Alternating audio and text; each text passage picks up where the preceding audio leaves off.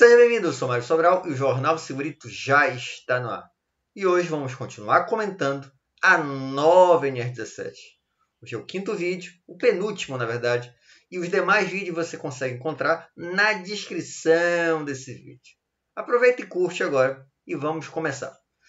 Eu parei no vídeo anterior no item 17.6, mobiliário dos pós-trabalho, especificamente ia começar o 17.631. Então bora lá.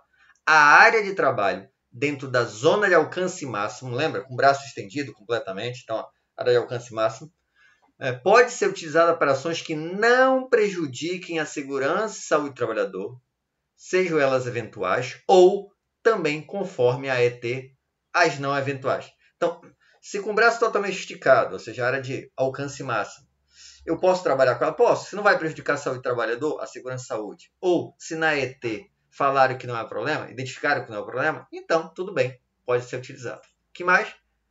Para adaptação do mobiliário às dimensões antropométricas, ou seja, as dimensões do trabalhador, né? Pode ser utilizado apoio para os pés, sempre que o trabalhador não puder manter a planta dos pés completamente apoiada no piso. Então, apoio para os pés não é para todo mundo. Então, se a pessoa, por exemplo, é um pouco mais baixa, ela levantou a cadeira, aí o pé ficou sem encostar no chão. Nesse caso, eu preciso de apoio para os pés. Mas se a pessoa é mais alta e consegue colocar todo o pé no chão, não tem por que utilizar o apoio para os pés. Os pedais e demais comandos para acionamento pelos pés devem ter posicionamento e dimensões que possibilitem fácil alcance, além de atender aos requisitos estabelecidos no item anterior, 17.6.3. Tá. O que é isso? O pedal, primeira coisa, eu tenho que colocar de tal forma que seja fácil de alcançar. Então, eu não preciso ficar me esticando para chegar até o pedal. E outro problema que é comum é a dimensão dele, que são a espessura dele. Imagina que você quer o pé, tá? Então, você vai apertar o pedal e você tem que ficar com o pé assim muito para fora, para cima, na verdade, fazendo uma dorsiflexão. Então, isso aqui vai forçar muito o teu pé. O ideal é que ele seja baixinho só para utilizar. Então, isso também tem que ser considerado na hora de definir o pedal. Em relação aos assentos, os assentos utilizados no pós-trabalho devem atender os seguintes requisitos mínimos. Então, no mínimo, tem que ter o quê em relação ao assento? Primeiro, a altura ajustável à estatura do trabalhador e à natureza da função exercida. Então, tem que ter ajuste de altura em função da cadeira, em função do tamanho do trabalhador. Eu tenho que ter altura, ajuste de altura dessa cadeira, desse assento. Tá. Segundo item, sistema de ajuste e manuseio acessíveis. Então, o local lá que eu vou utilizar para fazer esse ajuste não pode ser, eu tenho que me torcer todinho para conseguir alcançar, não. Tem que ser fácil acesso e tudo mais. Letra C. Característica de pouca ou nenhuma conformação na base do assento. Ou seja, pouca ou nenhuma forma. Às vezes você encontra cadeiras que tem um formato da perna do trabalhador ou da pessoa que vai utilizar. Por exemplo, em ônibus. Às vezes vem no ônibus formato da perna. Aquele formato é adequado para um determinado grupo de pessoas, né, que tem mais ou menos aquelas dimensões. Mas para outros não. E é por isso que ele está dizendo ou nenhuma forma ou pouca forma. Borda frontal arredondada. Então, a borda frontal da cadeira tem que ser arredondada para não haver compressão mecânica. Porque na hora que você senta, a sua perna vai ficar lá comprimindo, dificultando a passagem do sangue, caso não seja essa borda boleada. Eu lembro quando eu estava na escola, ensino médio, coisa e tal. O que acontecia? Tinha uma cadeira de canto vivo e eu colocava o livro, colocava o caderno, justamente para não ficar marcando ali e dificultando isso na minha perna. Era um incômodo. Encosto com forma adaptada ao corpo para a proteção da região lombar. Percebe que o encosto das cadeiras, quando é uma cadeira boa, ele não é reto, tá? Ele tem uma curvatura para ficar mais confortável para a região lombar. Então percebe que essas são obrigações. Para as atividades em que o trabalho deve ser realizado em pé, deve ser colocados assentos com encosto pré-descanso em locais em que possam ser utilizados pelos trabalhadores durante as pausas.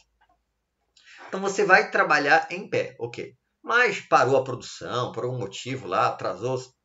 Eu tenho que ter a possibilidade de, vez por outro, sentar. Isso aqui é uma bronca porque, sei lá, eu tenho 100 trabalhadores trabalhando em pé. Significa que eu vou ter 100 cadeiras?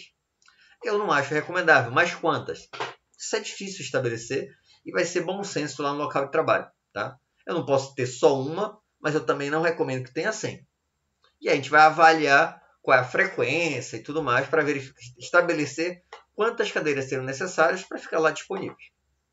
Porque às vezes não vai ter nem espaço físico, né, para colocar tanta cadeira. E esses assentos previstos aí para descanso, eles estão dispensados do atendimento ao item 1766, ou seja, eu não preciso que ele esteja atendendo aquela regular de altura, borda frontal, coisa e tal, porque é uma coisa teoricamente rápida.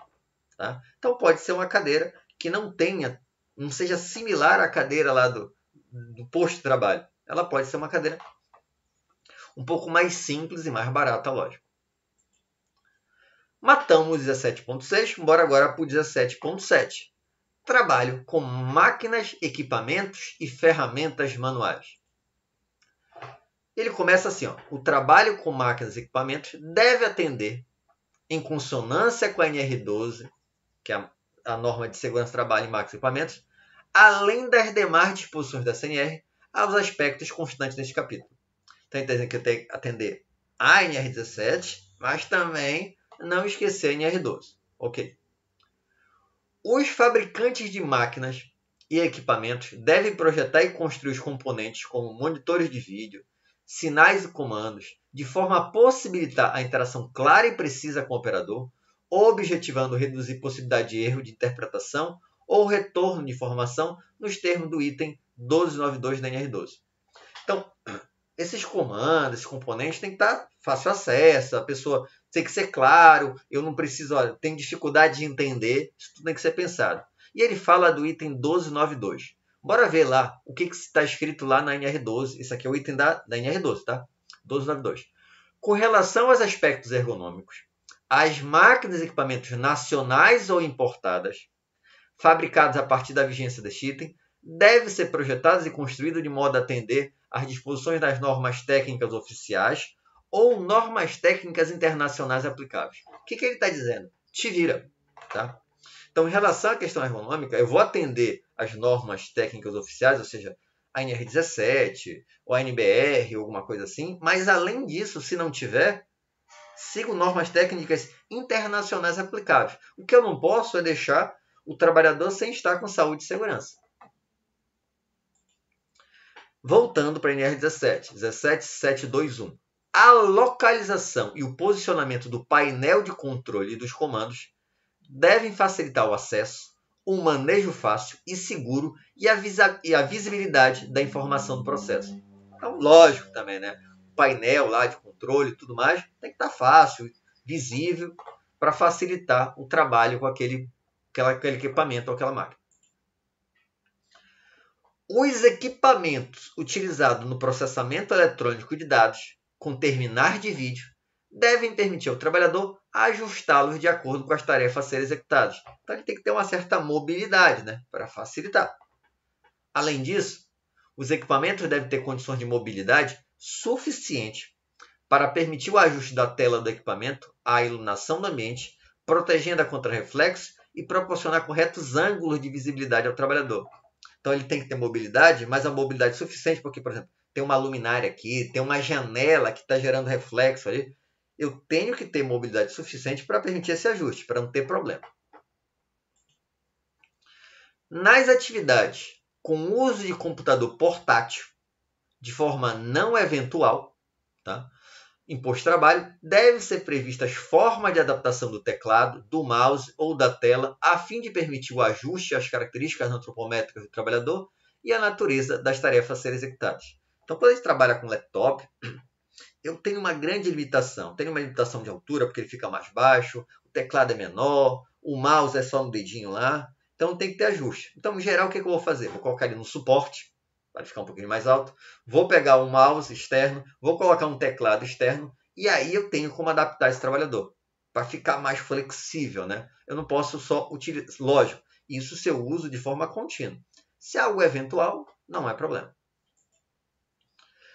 1774 deve ser adotadas de dispositivo de sustentação, os equipamentos e ferramentas manuais cujos pesos e utilização na execução das tarefas forem passíveis de comprometer a segurança ou a saúde dos trabalhadores ou adotada outra medida de prevenção a partir da avaliação ergonômica preliminar ou da ET.